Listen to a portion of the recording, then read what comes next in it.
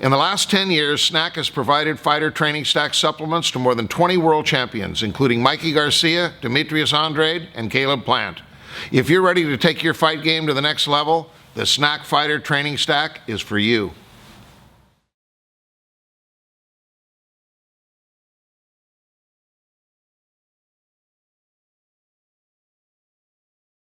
Hey, what's up everybody? Marcos Villegas here in Dallas, being joined with this man right here, a former middleweight champion of the world, Kelly Pavlik. And Kelly, I know you've probably been asked this fight, Spence, Garcia, is it 50-50? Is it for Spence? Is it for Garcia? Give me your knowledge, give me your breakdown. How do you see it? I got it 50-50. And I know a lot of people are going to be like, dude, you're crazy for that. Okay, I understand Spence got the advantage. Definitely. You know, he's a big, strong welterweight naturally, and he can fight. Mikey, on the other hand, yeah, he's coming up from lightweight. Yeah, he had one fight at 140 against Lipinets. Good fight, he won. But he went back down and fought at 35. So he's really jumping two weight classes. So I know he was going to say, man, you're crazy. But let's go back on this with some of the fights that happened in history. And I don't want to hear the crap like, oh, well, Manny and Mikey are two different fighters. Mikey has one of the highest boxing IQs in the sport, probably in history. Mikey has great footwork. No, it's not flashy, but he puts his feet in the right spot at the right time and is always in position. So little things like that. Mikey has great skills, okay? That's enough right there. I mean, he beat AB. Yeah, AB lost 3 of his last 5 fights, but nobody beat AB that convincingly like Mikey did. So to say it's a crazy fight, Manny Pacquiao started his career at what, 115, maybe even later, 5'5", and was able to jump all the way up as high as welterweight to beat 5'10" Oscar De La Hoya, who's a really gifted fighter, as we know. Shane Mosley jumped from 135 to 147. So why is that out of question? Why is it so crazy that Mikey is taking this fight? And secondly, what's out of question for Mikey to take this fight to the later rounds and win some of the early rounds? You know, both guys are notorious for starting slow. So Mikey can still a handful of them rounds, and as the fight goes on, he's not going to get into an all-out war with Spence. You know what I mean? That'd be crazy. You know what I mean? Even for a middleweight to get an all-out war with Spence would be crazy. But so I think, like right now, yes, Spence has the advantages, and Spence is a great fighter, and it's a tough fight to call on that, but it's still not out of question for Mikey to beat him on a decision, you know?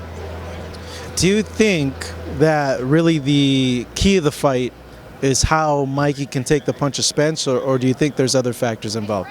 Yeah, well, that is going to be a big one, but I don't see Mikey standing there to get hit repeatedly after a shot. You know, usually with a tight puncher like Spence is not really a one-punch knockout guy. Spence is kind of like, I'm going to beat you up and then finally grinds you down, right? And finally knock you out. And I don't think Mikey's going to be that guy that's going to stand there to take a lot of that. You know what I mean? He's going to get hit with some shots, and it's going to be harder for him because he's not used to absorbing that. You know, in training camp, yeah, you can go lift weights with guys and get big and get strong, but your body and your head and your brain is still not used to absorbing a big 147-pound guy. So we're going to see how Mikey reacts on that, but I don't see him sticking around long enough taking shots to where he gets wore down like that. And on the flip side, I go back to the Spence. Oh man, help me out. What fight was it? Peterson? No, Ocampo. Which one? England, I think. Oh, Kell Brook. Kell Brook. Yeah. You know, he showed me he got hit in that, and that was after Kell Brook had the bad eye and everything else from Triple G and got beat up in that fight. So was that a good Kell Brook? I don't think it was the best. And Spence showed that he's able to get, you know, tapped a lot. So again, I'm just saying it's not a crazy fight, and if the fight goes to decision, it could be very interesting. And again, I'm not going to be naive enough though to sit there and say I'm betting a house on Mikey. You know what I mean? Can Errol cut the ring off and keep Mikey where he wants to keep him? I don't think it's going to be a matter of Earl really having to cut the ring off. I think Mikey's going to use movement here and there, but I don't think it's going to be enough, you know, to where Errol Spence has to work on cutting the ring off. I truly don't. See, me and my co-host James talked about this before. Footwork ain't flat. Does not always have to be flashy. You know, like dancing around like a Hector Camacho. Footwork is being in the right place at the right time and taking that one step or that one angle at the right time to take away somebody's power or take away a punch. or to set yourself up for a punch. And I think that's what Mikey's going to do. Mikey's going to be taking little steps and angles at the right time to kind of frustrate Spence, and take a lot off his punches. And that's how I see it. I don't think that Spence is really going to have to chase him down too much. Again, I think here and there you'll see Mikey mix it up a little bit and throw a little bit of a curveball out there and dance around. But then you see Mikey come back to the pocket and use angles.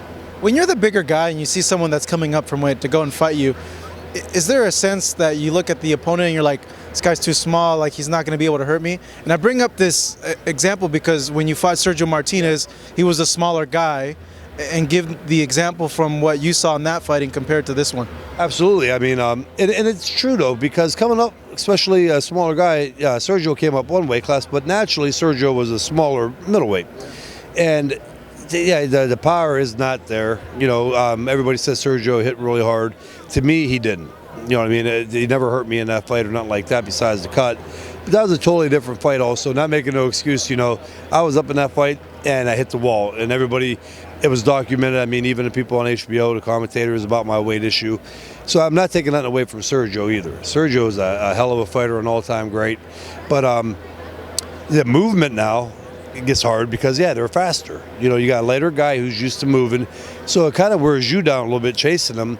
But at the same time, his power I wasn't worried about in that fight. And not at any point, even when I got careless, besides the cut, did he hit me as where he wobbled me or hurt me. It does lead you, the bigger guy, to be careless because you're willing to take more punches. Yeah, and overconfident. But here's the thing. In the process of doing that, even though you're not getting hurt, you're losing rounds.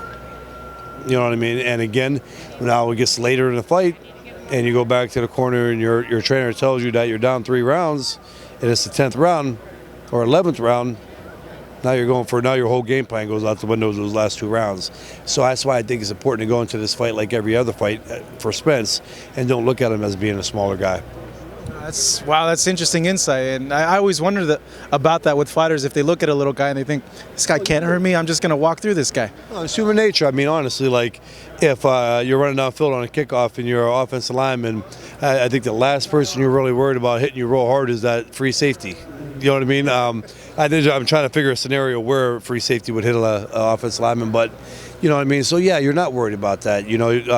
A big lineman is going to worry about that really fit 255-pound linebacker who's strong, so same thing in boxing. A smaller guy coming up, and especially when you're a good big guy, you don't worry. You use that to your advantage. You're going into that fight the entire time, I'm bigger than him, I'm stronger than him, and that's what you're relying on. You know what I mean? For the most part, because you're still training, you're still working on your craft. So you're fine-tuning all that, but the main thing going into a fight when you're a guy like Spence in a fight like this is your size. Okay, I'm going to be in shape. I'm going to wear him down. If I'm in good shape and with my size and strength, he ain't going to be able to go 12 rounds with me. But again, on that part of it, come fight night, when the guy is poking you, and then you got to play catch-up, it gets a little later, a little too late. If Spence wins or if Mikey wins, do you see them as the best welterweight in the world? Absolutely. I feel bad for Spence in a way because he's got everything to lose in this fight, win or lose. He's going to get pounded for it if it's a close fight with Mikey coming up. In my opinion, I think that Errol Spence is still going to be great. I mean, Mikey's a top 5 pound-for-pound guy. I think it'll be a big win, even if it's a split decision.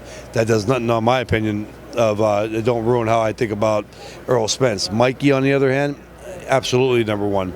I think right now it's a close call. I got Crawford, who slid up number 1, and actually I dropped Lomachenko back. I think Lomachenko is one of the best pound-for-pound fighters out there and skilled, but he unfortunately, his handlers have him fighting guys where I think it's going to kind of push him back, and it's not really any of their fault. There's just not many people out there right now.